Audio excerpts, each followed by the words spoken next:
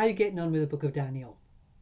I love it, but you have to remember it's written at a certain time, or at least to teach us lessons from a certain period in the history of the Jews. You could argue, you could imagine that our particular nation is going through a time of political change and particular change too, with COVID and with Brexit, and that there's a realignment of its politics. But there was certainly a realignment of faith in the Jewish people at this time of Daniel.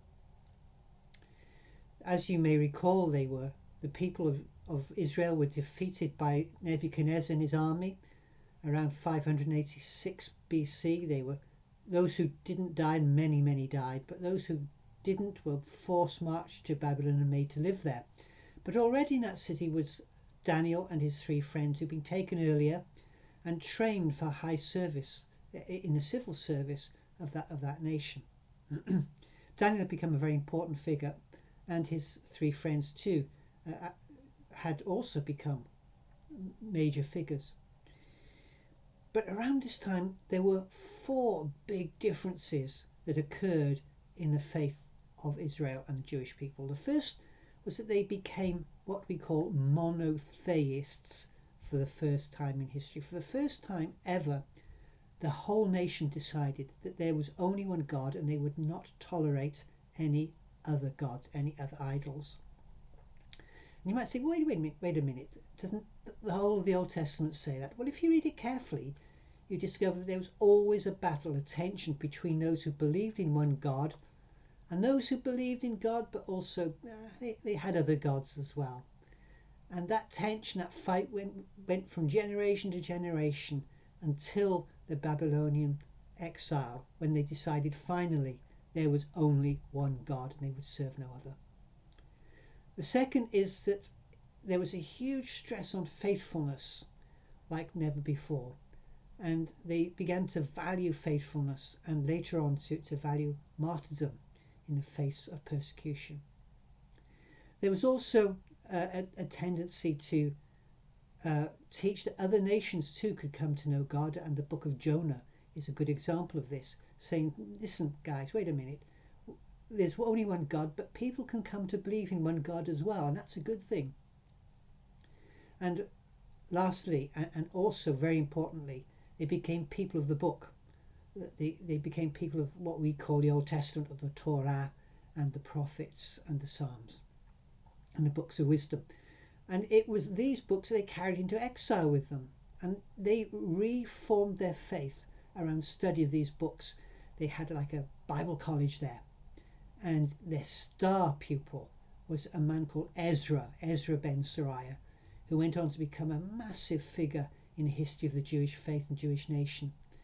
And he was born in Babylon. He hadn't set foot into Jerusalem until he went back there with the book and began to teach the Bible for the first time in Jerusalem.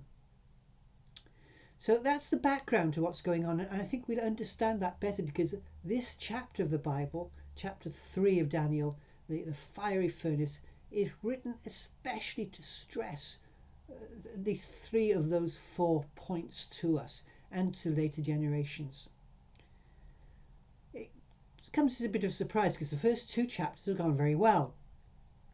Daniel, Meshach, Shadrach and Abednego have all done extraordinarily well, and they've had a chance to explain their faith to Nebuchadnezzar and show him what a big God they've got, what a great God, and Nebuchadnezzar is well pleased and well impressed. And you think from now on the hard work's been done, from here on it's plain sailing. Oh no. Because Nebuchadnezzar, you see, has a bit of a problem. The problem he's made for himself. He's decided not to make Babylon a little political, cultural and religious island. No, he's going to bring in people from all the conquered nations, not just the Jews, but the other people he's conquered as well. And he's going to integrate them into the life of the city. He's going to increase the size of the city. It's going to become a bigger city. And it's going to have people from all over the world living in it.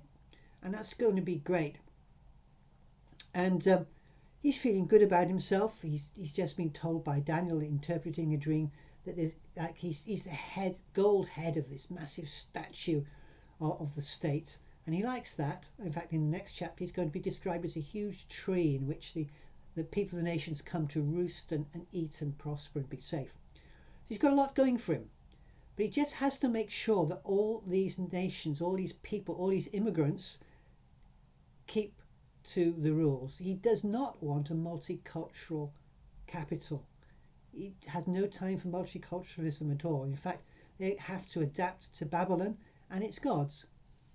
And so he thinks it's about time they were taught a lesson, that they were to live obeying the religious structure of the nation. So he builds this idol. It's 90 foot high and 9 foot tall. I have no idea why or what was on it. Plates it in gold and says, right, we'll have a big have a big festival. All of you, at least I imagine all the leaders, all the civil service especially, will be there.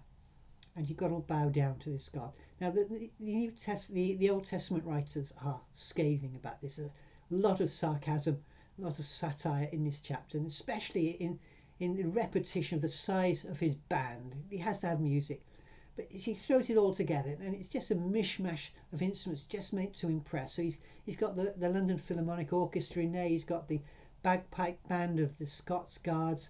He's got Eric Clapton and Ronnie Wood on guitar. He's got Elton John on piano. He's got the Treorchy male voice choir. He's got them all singing, and he's even got that tenor who sings the Go Compare advert. Got them all there, and at his command they all strike up. It's total mess, but it's meant to impress as people bow down. But of course, 3 of them don't. So we've got this scenario sarcastically portrayed to us by the Old Testament writers, and we come against this barrier. Just how many gods are there? Are we going to make this compromise? Are we going to stick to our monotheism, our belief that there's only one God? Well, we just read the answer to that. In a sense, the history of the people who believe in one God is a history of confrontation and debate and a power struggle, arm wrestling to see who'll win, who'll decide just how many gods there are if there's only one true God.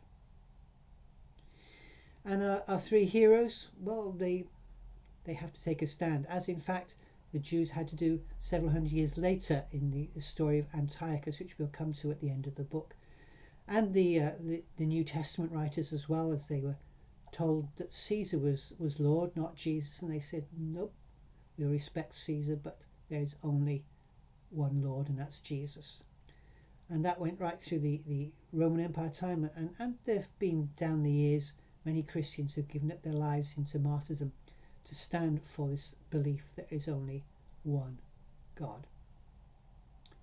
So that's the first thing. The second thing is to note their faithfulness. This quality of faithfulness in God's people is strongly stressed in the book of Daniel. And it was to become a keystone of the Jewish faith in the 2nd century before Christ. But that we'll come to that later.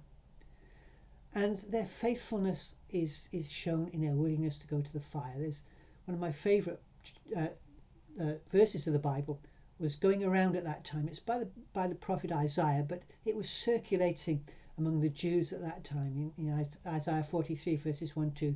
For I have redeemed you, have called you by name, and when you pass through the waters, I will be with you, and when you walk through the fire, the flames will not touch you. So the idea is already in circulation that when you're in deep trouble and you're facing the fire, the flames won't touch you. So Meshach, Shadrach, Abednego, they stand their ground, but they do so with immense grace, with immense wisdom and calmness. And right through the Bible, especially in the book of 1 Peter, we're told that when we give an account of our faith, we're to do so with gentleness.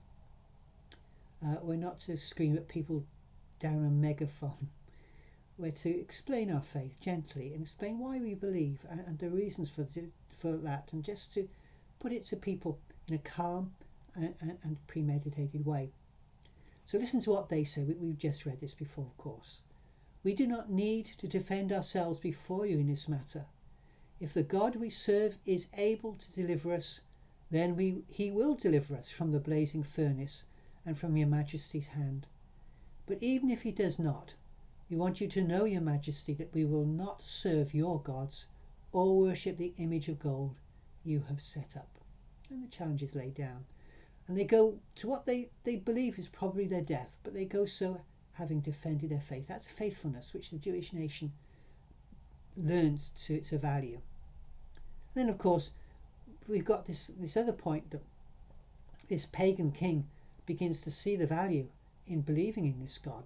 And when Meshach, Shadrach, Abednego walk out of the flames, and he's seen somebody else in there with them, an angel or a vision of Jesus, I don't know, there's argument about that. But he's totally smitten by this God. What a God this is. I must include him in my pantheon of gods. Yes, he's not there yet. He doesn't realise he's the only God, but he says, you must respect this God as well. I'm sorry I hadn't included him in my 90-foot by 9-foot tower plated in gold earlier on. So Nebuchadnezzar takes the first step to faith. And I think we got to appreciate that for many people, the first step to faith comes when they stop criticising the Christian faith and say, I can see that for you it works. I can see that for many people this Christian faith is a good thing. Don't have it myself, but I do admire it. And for many people, that's the first step to then finding true faith in Jesus. And this pattern has been present throughout many generations and in many circumstances in the church. Throughout the world today, it's a reality, whether it's from China through to North Korea, through Africa, through the Middle East. There are Christians who even today are facing this very decision and whose lives are threatened because they will not bow the knee. But they do so quietly, and they don't seek martyrdom. But if it happens, it happens. In the 2nd century, end of the first, second, and then towards the middle of the 2nd century, there was a wonderful man called Tertullian, and he wrote about the martyrdoms that were occurring in the Roman Empire at the time. His argument was that far from persuading people against the Christian faith, they were turning people to the Christian faith. He says that the blood of the martyrs is the seed of the church, he means. One of my favourite books, in fact, I studied it for my dissertation at King's College, was by Minucius Felix. He was a Roman lawyer who'd been born originally in North Africa. And his conversion came about through seeing the martyrdom of a group of Christians. He was so impressed by their dignity and their faith and their firmness, their faithfulness, that he too decided to follow Jesus and wrote one of the works that was much circulated in the early church. As I was preparing this, my Bible verse for the day, or at least my Bible passage, was Psalm 27, verse 13 says, I remain confident of this, I will see the goodness of the Lord in the land of the living. And it struck me as I was thinking through these stories of martyrdom that we put a lot of stress on life after death with Jesus, how glorious heaven is going to be and how wonderful we shall live forever. And that's all great. Obviously, I'm a preacher of the resurrection and the life everlasting. But we mustn't let that get in the way of the fact that God wants to bless us in the land of the living. It's not all about life after death. It's about life before death. It's about being part of God's blessing on the world while we're alive. And I think the writer of the book of Daniel is saying this to us. Listen, all history is God's story. It's his history. And you have a special place in it. And you can help bring about the peace and prosperity of wherever you are. But there will be conflict. Expect there to be conflict. Don't flinch from the conflict. Don't be surprised by the conflict. But stand firm, because God will bless you in the land of the living. He has a purpose for you and a place for you. You have a very special place in the history of your nation, whatever nation that might be.